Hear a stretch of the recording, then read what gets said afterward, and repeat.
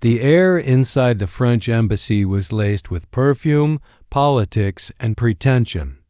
Ibrahim Traoré adjusted his wire-rimmed glasses and smoothed the lapel of his borrowed blazer. Tonight, he was no president, just a junior trade attache with a pen clipped to his shirt pocket, a pen that blinked once in silent readiness. The fate of a nation rested in 64 gigabytes of storage. If you believe truth can shatter empires, follow this story. Like, comment, and stay sharp. A string quartet played softly, masking whispered deals. Laughter bubbled from golden champagne flutes. Ibrahim moved like a shadow among diplomats, absorbing names, accents, coded glances. At the far end, 2 French officials clinked glasses with a mining CEO. Their voices lowered. His pen leaned slightly forward. Hidden eyes opened. A digital witness to treason was now listening. Cobalt and lithium. Underpriced, over-controlled. We give stability, they give silence, murmured one official. Ibrahim's jaw clenched. Those were Burkinab veins they were bartering sold cheap for promises of aid that never reached the villages. He took a slow sip of water, watching the CEO slide over a thin black dossier. Signatures whispered louder than speeches. His pulse ticked like a metronome. The pen's lens recorded every word, every forged intent. A server passed by. Ibrahim nodded, timing his exit. He slipped away from the golden chandelier's glow into the hallway shadows. Downstairs, his contact waited by the car engine idling, eyes sharp. "Got it?" she asked. He only said, "Drive." What he carried could ignite revolutions. Back at a secure house in Ouagadougou, Ibrahim watched the footage frame by frame. Every smile, every bribe, every violation of sovereignty. His hand trembled, not from fear, but fury. "They think we are pawns," he whispered, but the game had changed. Now he had the board. Pause here. Would you risk everything to expose a lie? Share your thoughts below and don't forget to follow for the next chapter. The plan unfolded with military precision. Leaks were too slow, this required fire. The next day, a press conference was called. Unannounced. Cameras scrambled as Ibrahim stepped to the podium, holding nothing but his pen. "Let me show you what France thinks of our future," he said, voice steady, and he pressed play. The room stilled. History changed in the silence that followed. Screens lit up with betrayal. The mining CEO's voice echoed in every home. Ministers turned pale. The French embassy issued a denial within hours, but it was too late. The people had heard. Crowds formed outside government buildings, chanting not in anger but in unity. "Burkina Faso n'est pas à vendre," they cried. Ibrahim stood alone inside his office, listening. At nightfall, a convoy approached the presidential compound. Threat or negotiation?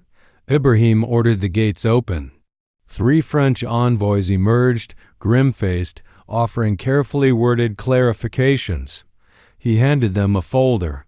Inside, new mining terms. "Transparent. Local first. Sign them," he said, "or leave our soil. We are no longer for lease." The silence was answer enough. Paris fumed. Editorials labeled him a radical. Unpredictable. Dangerous. But to Burkinab citizens, he became something else. Real. For once, a leader who didn't flinch. Opposition inside the country stirred, backed by foreign whispers. "He's too bold," they said. "He's isolating us." Ibrahim knew the price of sovereignty, and he was ready to pay it in full. He doubled security, cut bloated foreign contracts, and poured funds into rural electrification.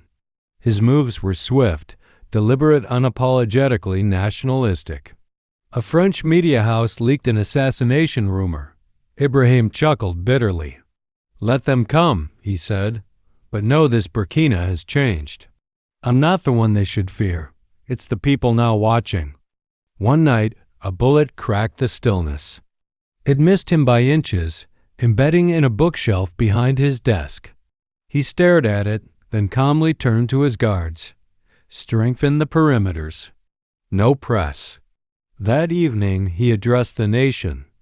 There are those who fear justice. That fear makes them dangerous. But we are not afraid. We are awake. Still with us?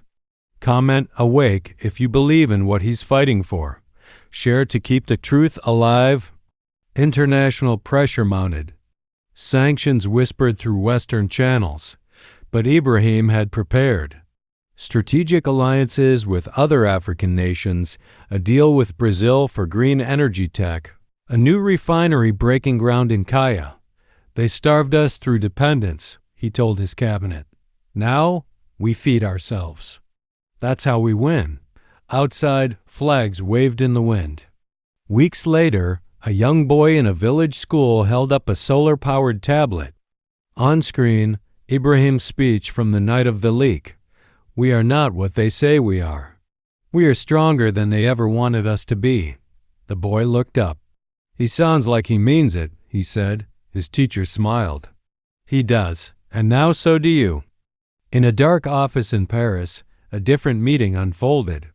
We underestimated him, said one advisor. No, we underestimated them, another replied. He lit the match, but they carried the flame. In Ouagadougou, Ibrahim walked alone through the presidential gardens. No guards, no crowd.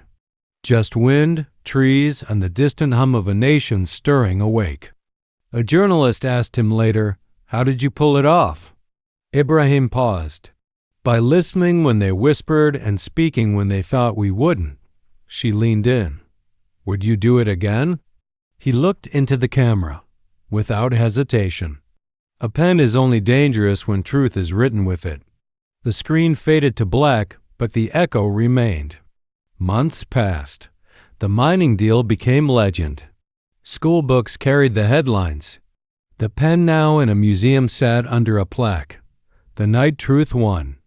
Ibrahim kept no statue, no portrait. Just a nation learning to stand taller.